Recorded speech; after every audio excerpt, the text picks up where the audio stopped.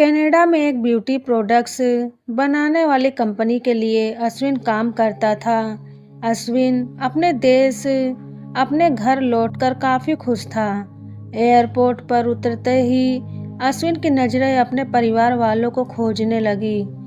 जल्द ही उसे अपने माँ बाप, भाई भाभी, बड़ी बहन और खुद की 3 साल की बच्ची भी एयरपोर्ट पर खड़े नजर आई।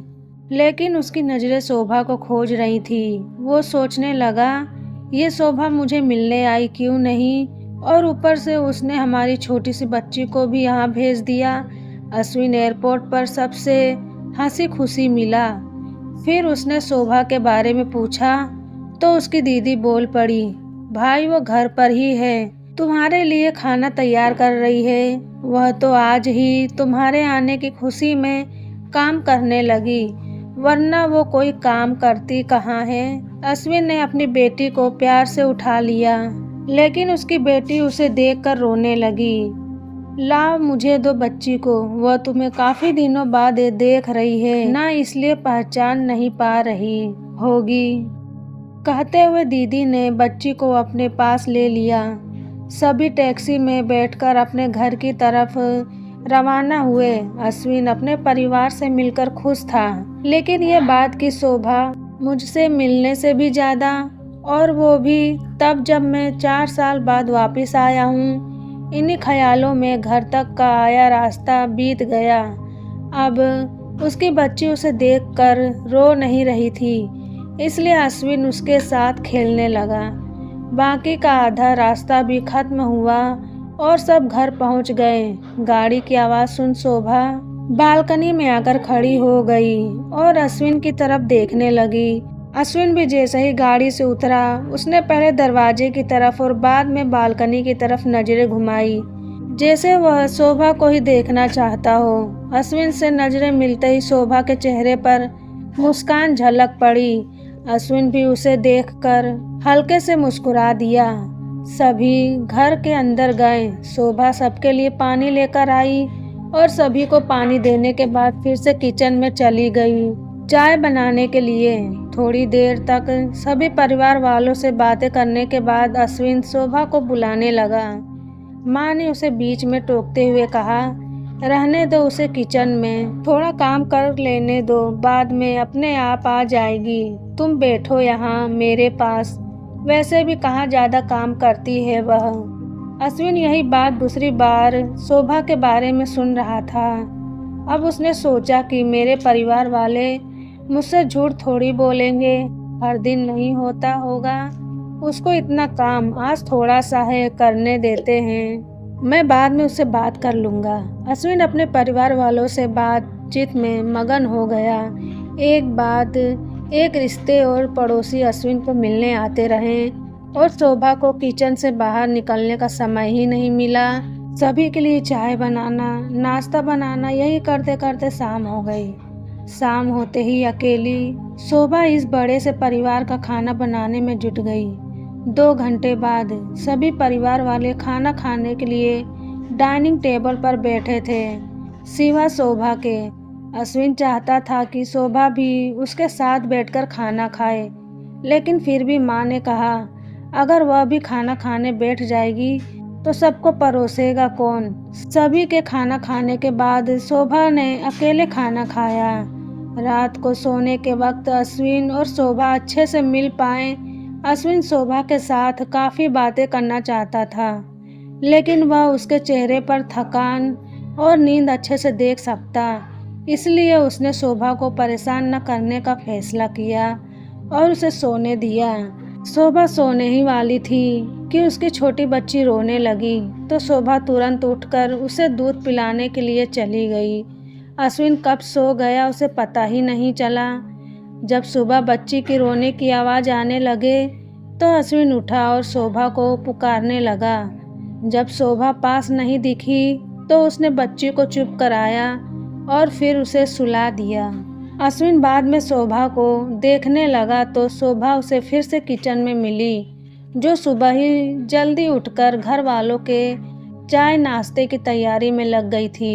अब अश्विन सोचने लगा, माँ और दीदी तो कहती थी कि शोभा ज़्यादा काम नहीं करती, लेकिन जो मैं देख रहा हूँ वो तो कुछ और ही है। अश्विन अब सब समझ गया था, पर वो अपनी माँ को ऐसा नहीं बोल सकता था कि शोभा से ज़्यादा काम ना कराया करो। इसलिए अब उसने खुद ही शोभा की मदद करना शुरू कर दिया था। अश्विन के हाथ बटाने से शोभा को थोड़ा अच्छा लगने लगा था। पहले जहाँ उसका चेहरा थकान से उतरा रहता था, अब उस पर थोड़ी थोड़ी चमक आने लगी थी। अश्विन ने कुछ दिनों में ही ये महसूस कर लिया था कि शोभा अब वो शोभा नहीं रही थी जिसे अश्विन शादी करके लाया था। वो तो कोई और थी जो तोते की तरह बोलती थी, और ये शोभा तो बिल्कुल चुप है, गुमसुम है। ऐसा लगता है जैसे किसी के दबाव में हो, किसी डर की वजह से सहमी हुई हो। अश्विन शोभा को उसके काम में और ज़्यादा मदद करने लगा। अश्विन का ऐसा व्यवहार अब घर वालों को खटकने लगा। घर के सभी बड़ों और उसकी दीदी ने मिल के अश्विन को समझाया, तुम अपनी बीवी की मदद करते हो, उससे हमें कोई एतराज़ नहीं है, लेकिन तुम्हें भी एक हद तक ही ऐसा करना चाहिए। जब तक कोई तुम्हें ऐसा करता न देख रहा हो तब तक सब ठीक है, लेकिन जब कोई तुम्हें बीवी के होते हुए बर्तन धोते देखे तो वो अच्छा थोड़े ही लगता है। और सोचो, आगे चलकर शोभा को तुम्हारे हेल्प की आदत पड़ गई तो तुम्हारा अपना काम में ध्यान लगाना मुश्किल हो जाएगा। अश्विन हमेशा से ही अपने परिवार वालों की बात मानता आया था। जिस तरह से सब ने अश्विन को समझाया था, अश्विन भी उनकी बातों में आ गया। अब अश्विन शोभा की मदद से कतराता था। कभी कभार वह बच्ची के लिए दूध गर्म कर लिया करता, उससे ज़्यादा कुछ नहीं। घर वालों ने अश्विन को विदेश जाने से मना कर दिया और कहा कि यहीं कुछ काम कर लो। अश्विन ने अब घर से ही ब्यूटी प्रोडक्ट ऑनलाइन बेचना शुरू कर दिए। उसका परिवार भी बढ़ गया। अब उसे 2 बेटियां और 1 बेटा था।